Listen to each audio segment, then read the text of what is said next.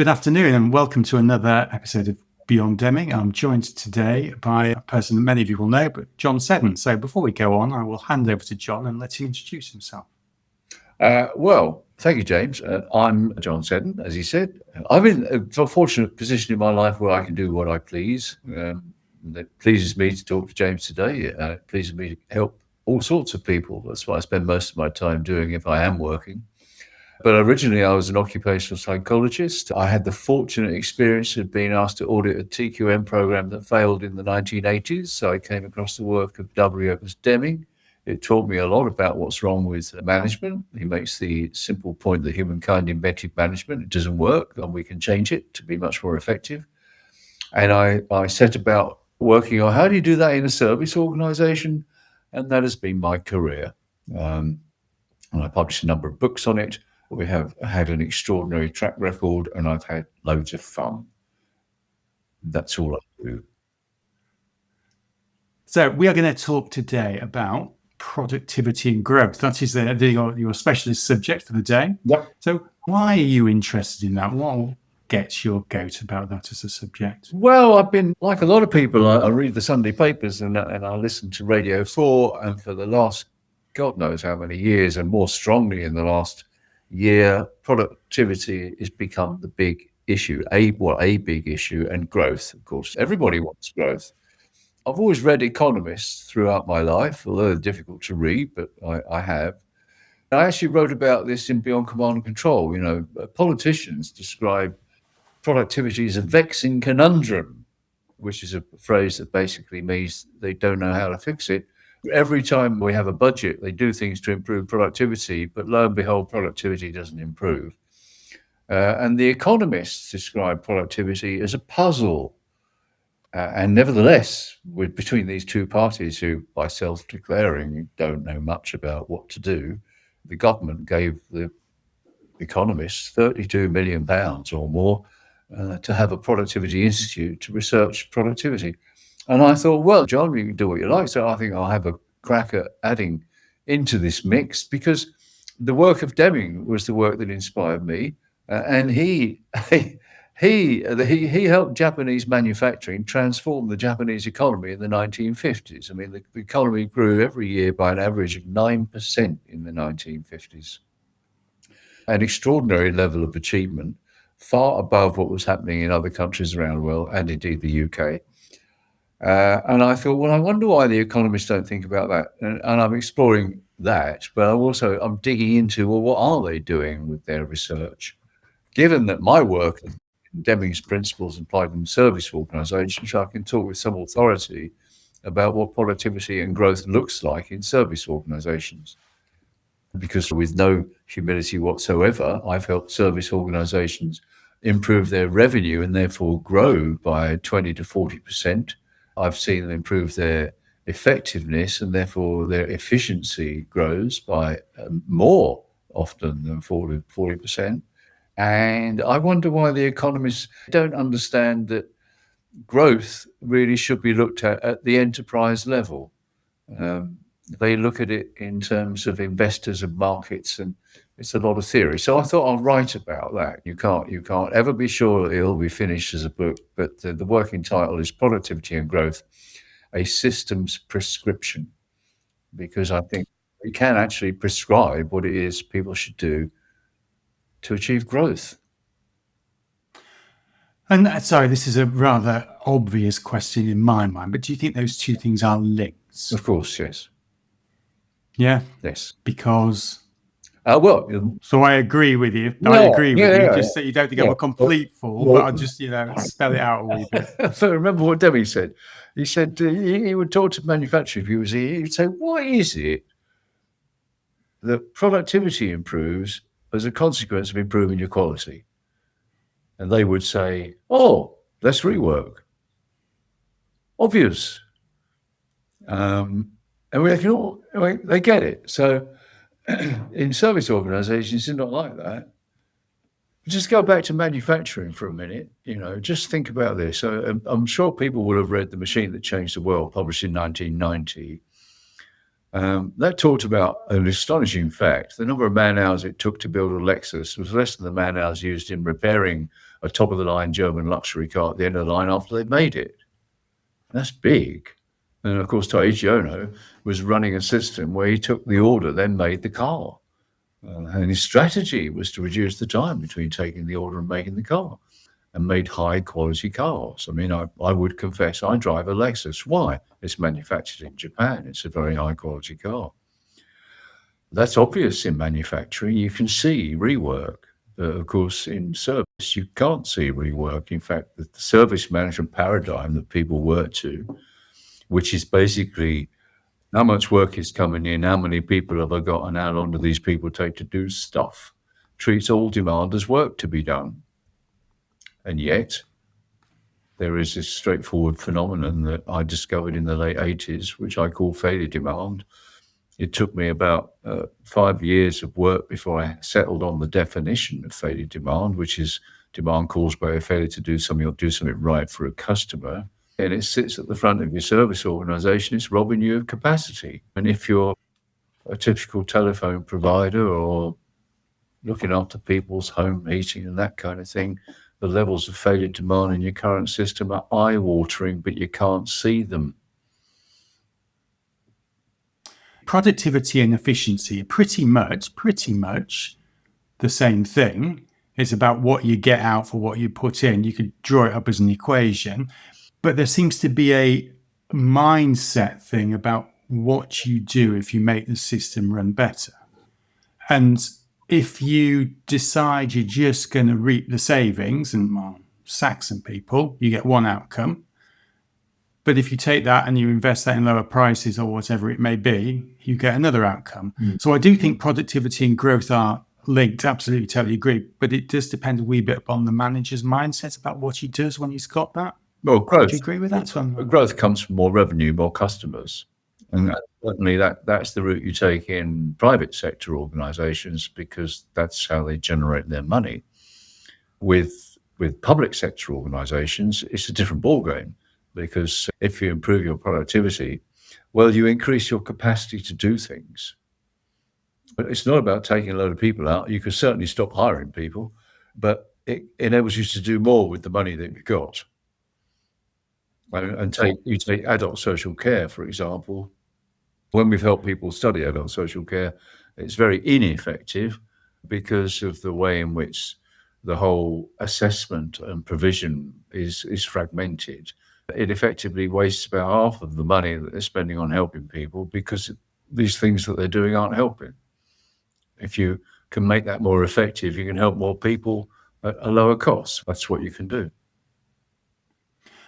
You say productivity is at an enterprise level rather than a economic level. Can you just expand on that a wee bit? Why do you say that? If you want to improve productivity and growth in a country, you should look at the enterprise, not at markets and investors, which is what the economists tend to focus on. It's a bit like talking to an accountant or someone who speaks a language you don't understand. It just takes a while for my brain to absorb what on earth they're talking about. David Sainsbury understands this. He's a good thinker. He talks about how since the Thatcher period, we've destroyed or taken out an awful lot of high-value manufacturing firms that actually have high-value jobs. And we've replaced them with low-value jobs like call centers and so on. And that I think rightly perceives as a reason for lowering productivity and growth, because there's nothing much going on there. There's not much of value going on there. We've taken out enterprises that could create a lot of value. Governments. Not that I entirely believe this myself. I'll just throw it out there, throw some pebbles in. So they know exactly what they're doing about productivity, because they do a huge amount about target settings. They're busy regulating things left, right, and centre. And then obviously it's all about AI. What's your take on all of that? Shall we take the last one first? You'll have to remember the other two, because I won't. AI. That's all right. I will. Yeah. Don't worry, I will. Bless you. They're embedded. AI. Well, It's kind of amazing, isn't it? The tech company's pitch is that everyone's doing this. Don't get left behind. The future is in AI. It's going to improve your productivity. So what you need is you need an AI robot that does all your boring tasks. So you don't get bored anymore at work. They can go off and do your boring tasks, and you can have a robot advisor, like Copilot, who's attached to you. It's running around doing things and planning for you and all of that. And then you're the human being, and your job is just to build good relationships with customers. And you can use the machine to do all the boring shit. I just kind of go, oh, really? I mean, yeah, servicing call centers is dire. Why? Because the managers don't understand the extent of demand, the amount of failure demand. I mean, you put AI into a place full of failure demand, what's it going to do? You're just polishing a turd, really. I know clients have had a go at using AI to understand demand. Hey, look, machine, there's two major types of demand that come into this system. There's value demand, which is what our customers want from us. They want to pull from us. And there's failure demand, which represents a failure to do something right for the customer. And the machine cannot learn what failure demand looks like. It cannot learn because it doesn't have the ability to make judgments. Now, of course, the IT people will say, oh, don't worry about that. We'll just keep feeding it more and more and more and more examples, and it will slowly get it right. Okay, well, you think that's important? Well, let me tell you, pal, that failure demand is not something you need to measure on a regular basis. Failure demand is a signal. So I wouldn't even bother to try and codify it, measure it, put it in your desktop data or whatever. It's kind of just going in the wrong direction. I asked my own local authority, that crowed about AI in the local paper. Well, they're using AI to do meeting notes and to schedule next meetings and to go and get documents or tell you how many documents there are, things like that. And I'm thinking, well, is this really going to release people? Because the only way to improve productivity in those environments is to take people out. Oh, yeah, well, we have a plan that we're going to reduce our headcount. But we're not firing anybody. We're just going to let attrition kind of soak it up. And I'm thinking, well, good luck, because I can't see that this is going to improve the effectiveness of the service and therefore make it better for the customers and more effective for you. I can't see it. But, the whole idea that there are mundane tasks is a classical kind of command and control idea. You build a call center, you go, oh, no, let's not have the people do simple things. Or we'll have dumb people do simple things and expert people do harder things. It's because they haven't understood demand from the customer's point of view. They think like that, but it's not like that. I think it's just beautiful. My daughter is 21 and she's just got a graduate job. To get that, well, when I did this, you filled out a form with a biro and you sent your form in. And then someone will read the form and then they decide whether or not they would interview or not. And I must have done, I don't know, I should think about 15 forms I filled in before I got a job. Now what happens, of course, is you fill the form in online and it's screened by AI to see if it's suitable or not. So my daughter, she filled in about 40 of these things and kept getting knocked back. So then what she did was she went into her university careers office and she found their AI, their screening AI, and she put her thing in there to see what sort of score it got. And then she manipulated her CV so she got a higher score. And then she dropped that in and lo and behold, she got an interview. So all we've achieved is just thousands of CVs flying about. Mm-hmm. But there's no actual improvement in productivity. No, it's a good example of it has no ability to make judgments. But equally, there's a kind of a broader thing going on here with the tech industry. I mean, have you noticed how technology opens the door to thieves? So if you want a student, well, you're not a student, but as long as you feed the right data into a portal, it will pay out. So you do it with benefits, you do it with student loans, you can do it. There's so many things now that if you feed the right things in, it will pay out because it's digital, isn't it? Digital by default. Really. Yes. And nothing could possibly go wrong with it. Yeah, I mean, you take, and I'm sounding like a grumpy old man now, but you take benefits processing. When I did benefits processing in local authorities, it was face to face. And the people who were dealing with the claimants would get coaching every year from retired police officers on how to spot fraudulent behaviour. Good. Then they moved it onto the phone by order of the Audit Commission. And that increased fraud, because now you've only got to persuade someone at the other end of the phone and send documents to them that are going to make them tick a box. And then they moved it onto computers, and that increased fraud. And so on it goes, If you want good quality service and good judgment, then you need people. Well, but it's interesting. I think of the Peter Drucker quote, and I don't know when Peter Drucker said this, but it must be 50 odd years ago. There is nothing quite as useless as doing something efficiently that should not be done at all, or words to that effect. Yeah. And that is essentially what this stuff is doing. So AI then, not the solution. But what about all the government regulation and target setting? Why won't that work for them, don't you think? Well, I don't know whether you know, but last year I published a manifesto on rethinking regulation. And the basic argument of that manifesto is that regulation makes performance worse. It's an impediment to productivity. But essentially the problem is that ministers and regulators impose their theories of management on people, and the job of the people is to comply. And if their theory of management, as Tony Blair's was, is that you must have a call centre, you will comply. And then it was you must have a back office in benefits processing, courtesy of Peter Gershon and co., and you will comply. And then it was the Audit Commission saying, oh, look, you've got a backlog in your back office, as everybody did, because it doesn't work. You've got to outsource that to the private sector to bust the backlog.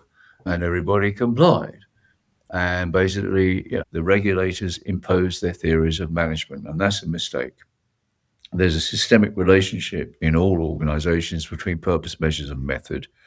And regulation has strayed into imposing method and measures, and we should limit regulators, I say, to purpose, and we should allow the people who run the businesses, wherever they are, to make their own choices of method and measures. And that would increase transparently enormously.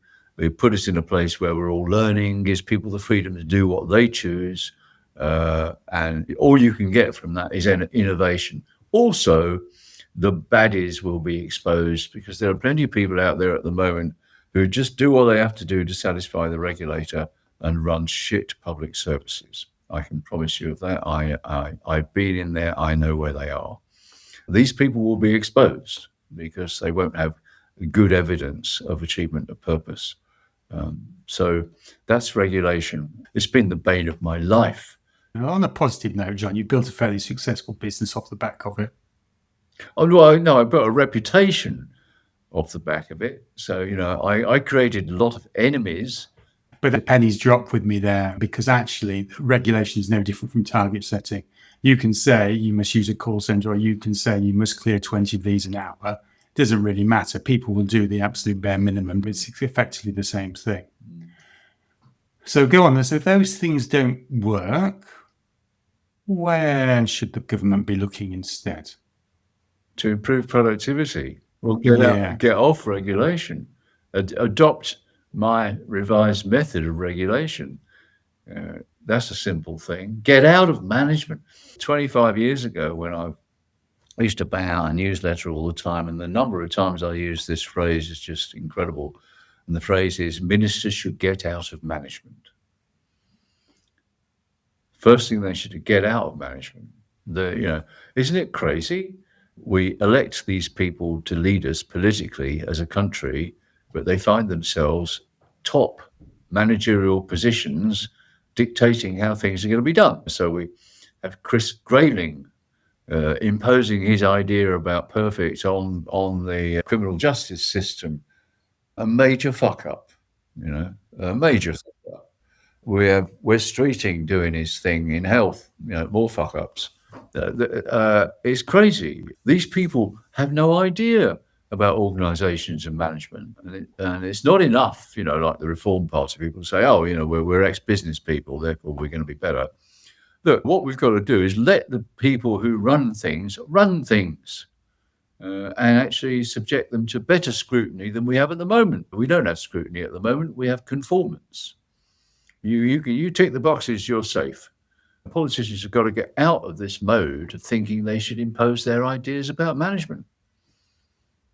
Most of them are just plausible ideas sold to them by the big consultancies, which is why you see on the productivity forums around the country, they're populated by people from the big consultancy, obviously fishing out there for work and influencing people to do bullshit like AI.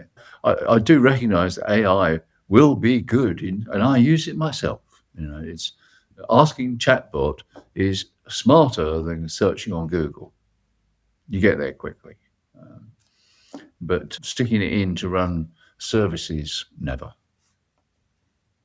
Yeah, it depends what you're asking it to do, doesn't it, I suppose? So having said all of that, then what should they be doing instead, John, do you believe? The regulators, well, the politicians, the regulators, the whole 9 yards of them, quite frankly. Well, we talked about the politicians. They should get out of management. This doesn't make any sense for politicians to be involved in management, but regulators need to as well. They spend more than half their time actually writing specifications. And indeed, they are closely involved in how many organizations are going to run. They've got to stop doing this. In fact, there's no requirement for them to write anything, because the only thing that people are going to be told who are going to be regulated is the purpose of this enterprise from a citizen's point of view. That is properly determined by politicians. Politicians are supposed to represent us. They know what the issues are for the people. They can therefore tell these enterprises what matters from a citizen's point of view about this service. And then you've got to leave the people who run these services to get on with it. So the regulator's job, God, we're going to free up a lot of their time. We probably don't need as many regulators, and we would need better quality people in regulation, because their job is to turn up and say, well, for this particular service, this is the purpose as defined by politicians in law. Your job is to show me what choices you've made about methods and measures, and then we'll go together and have a look. You can show me how you're using those methods and measures and what you're learning as a result. Now, everyone's engaged in producing knowledge. But that implies, John, let me just get my thoughts straight on that then. Yeah. That if I'm working in the commercial sector, where I'm not subject to quite so much regulation, then therefore you would expect the commercial businesses to be better run. But is that really the case? I don't think there's any less regulation in the private sector. I mean, you look at the Grenfell Tower disaster. Okay, that was all about cladding. Government people were actively involved in the specifications and knew that a lot of the materials being fitted were not fit for purpose. But because they're involved, and because they lived in a regime where Eric Pickles at the time was saying, we want less regulation. We don't want more regulation. We want one in, one out. All that kind of talk was going on. They did nothing about it. So, now the people who fitted this stuff are saying, well, it met your spec, so we're not to blame. It seems to me it's quite straightforward. The purpose of a contractor in building a block of flats is to build something that's safe, as you would expect. And if it isn't, they carry the liability. Yeah, okay. So by giving them that particular target or regulation to hit, just gave them carte blanche. Whereas if they'd stood back and you'd said, well, your purpose is to build safe buildings, then demonstrably they had not done that and wouldn't have got into that position in the first place. And they should have the liability for that. It's the same with driverless cars. I heard on the radio recently an American who's already got driverless cars working in American cities said it's coming to London. And the government had issued an edict that says, well, they've got to be as safe as consumer-driven cars. And so the guy says, well, we're waiting for the government to further define that.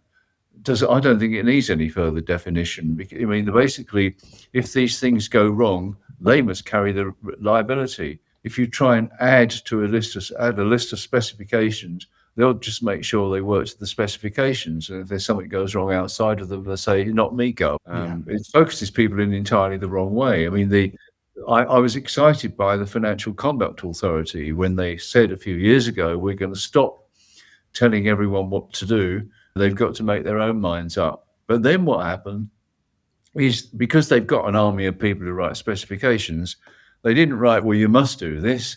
They wrote, well, you could do this and you could do that. Well, people treat coulds as shoulds. So now you walk into financial services firms and you find there's armies of people turning the coulds into shoulds and doing things because all they worry about is satisfying the regulator. So coming back to where we started off from, though, John, to the whole debate about productivity and growth, if I understand your argument correctly, what you're saying is remove the regulation and get people focused on purpose. And if they are focused on purpose, then they will do a better job. Yeah, I would put it slightly differently. I say change the method of regulation. So what we're doing when we're regulating is we're able to inspect for the evidence of knowledge. Yeah, okay. But then, therefore, the key point there is people need to have knowledge. Yes. So how do you get managers to have or gain knowledge? Well, to tell them their purpose is to make choices about how to achieve the purpose in terms of their methods and measures. And then you see how they're doing. If it doesn't look very good, there isn't a lot of knowledge going on. And if it looks like they're understanding and improving something, then you can tick the box on knowledge happens here. It'd be really interesting because, with that freedom comes the opportunity to innovate. So if you were to give advice to the Prime Minister about generating productivity and growth, what would you suggest to him? Well, I think if I was asked to have a conversation with the Prime Minister, I think the first thing I want to impress upon him or her is that you've got to remember that economists, what they call the dismal science, they're people who want to be scientific, have lots of theories, but can prove nothing. I mean, even when the Queen asked why did the crash happen, they said we're not sure. When the rest of us were bloody clear about why it happened, because these greedy bastards were selling shit products, and it all came home to roost. But for some reason, economists can't think like that. Economists don't work at the level of enterprise, and I would want the Prime Minister to understand we must work at the level of enterprise if we want to have growth, and therefore ignore the economists because they've really got nothing to say about that. The person who did have a lot to say about that was Deming. He transformed the Japanese economy by helping people understand that humankind invented management and we can change it. The job of management is to understand our organizations as systems. We need to change the regulatory framework so we stop imposing bad management theories on organizations, give people the freedom to do what's right. That'll open the door to all those people that now understand that running your organization's system is a far superior way to achieve economic growth and performance. And I mean, everything is good about it. And there'll be the freedom to carry on with that or do whatever they like. But the point is that if the regulators stopped imposing things and instead came and visited people to find out, how they've interpreted the purpose as defined by government into methods and measures and how well they're doing, everybody's involved in knowledge. And that can only be a good thing in a society that we put knowledge first.